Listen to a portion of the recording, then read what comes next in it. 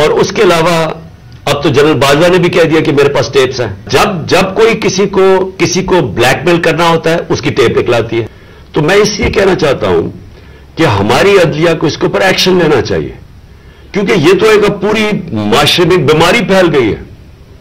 ہر جب کوئی کسی کو بلیک میل کرنا ہوتا ہے اس کی ٹیپ نکلاتی ہے.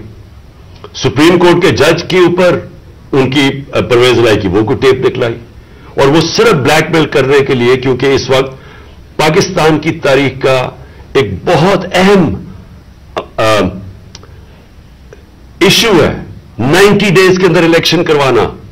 یہ ساری قوم اب دیکھ رہی ہے کہ کیا آئین کے اوپر ہماری عدلیہ 90 ڈیز میں 90 دن میں الیکشن کروا سکے گی یا نہیں کروا سکے گی.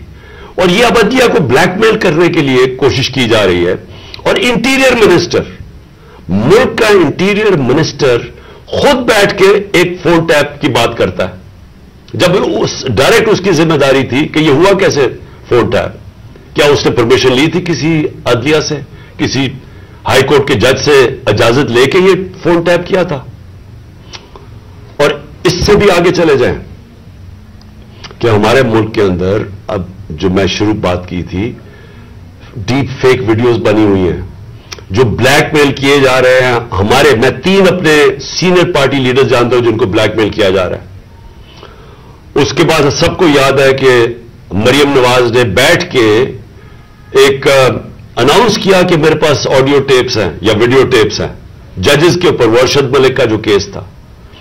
اس کے بعد ریٹائرڈ جسٹس ثاقب نثار کی ایک آڈیو ٹیپ نکلی جو بعد میں پتا چلا کہ فیک تھی، یعنی جوڑی ہوئی تھی، جو ڈیپ فیک تھی، یعنی اس کو پیس ٹوگیدر کیا ہوا تھا.